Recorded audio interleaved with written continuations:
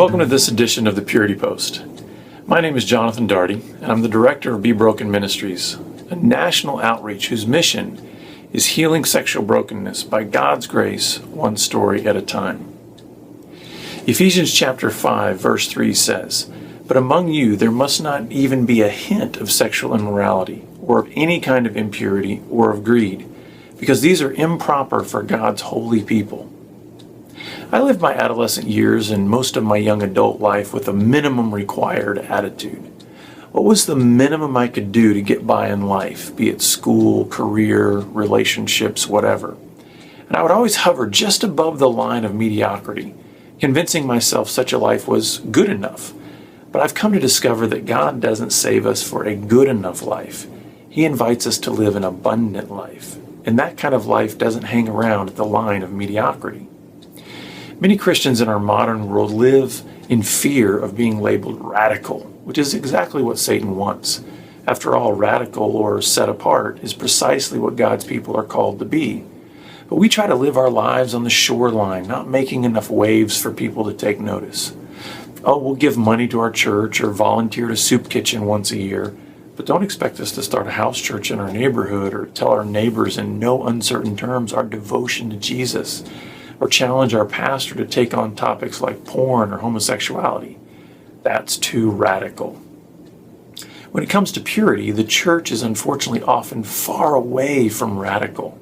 God's expectations of his people regarding purity is that we conduct ourselves in such a way that no one could accuse us of even a hint of immorality.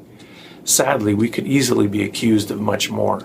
But rather than just throwing the church under the bus, I want to provide some practical advice for what it might take to reclaim our identity as those who God expects to live upright lives of purity. First, we must establish who we are to emulate. 2 verses prior to the one I mentioned before, we're exhorted, "Be imitators of God, therefore, as dearly loved children." A good start to living a life of purity above reproach is to imitate God, not the world. This may seem like a no-brainer until you begin carefully examining your life.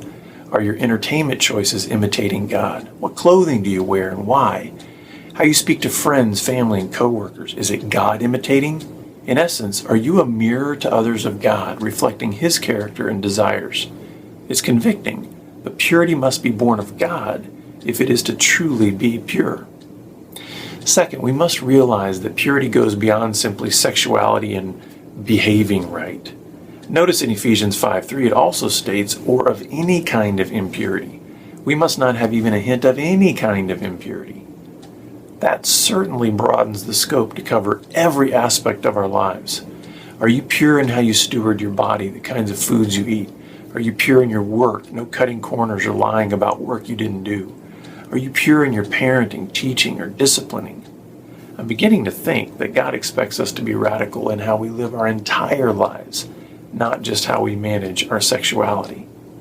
Finally, we must acknowledge our primary obstacle to such purity is lust, that part of our sinful nature that desires to pursue all that is opposed to God and his best for us. That same verse in Ephesians reveals, "or of greed." Sure, greed is most usually associated with money, but in this passage it gets directly linked with sexual impurity. Greed is about taking, about power, about consuming for selfish reasons. Lust is sexual greed and is not what God expects of his children. To live with not even a hint of sexual immorality will require an aggressive battle against lust. I've taught for years that there are 4 pillars of purity necessary to live each day in sexual integrity. I still believe this is true. A life of purity isn't complicated, but it does require radical dedication to God's basic principles of purity: confession, self-examination or awareness, faith, and community. I've published a full-length book that outlines these pillars, and you can get a copy of the 4 Pillars of Purity at Amazon.com or even through our website at BeBroken.com. So how is your integrity? Is there a hint of immorality in how you conduct yourself? Or a hint of sexual greed in how you engage your spouse or view your fellow man? Wherever you find even a hint of any kind of impurity, begin to clean up and get radical. Abundant life is only found by the few who take God at his word and follow wherever he leads. And he never leads to good enough. He leads to radical. And no one who ever follows him radically regrets their decision. Thanks for watching this edition of the Purity Post. If you'd like more resources, please visit BeBroken.com or call our toll-free number at 1-800-49-PURITY. Keep pressing on.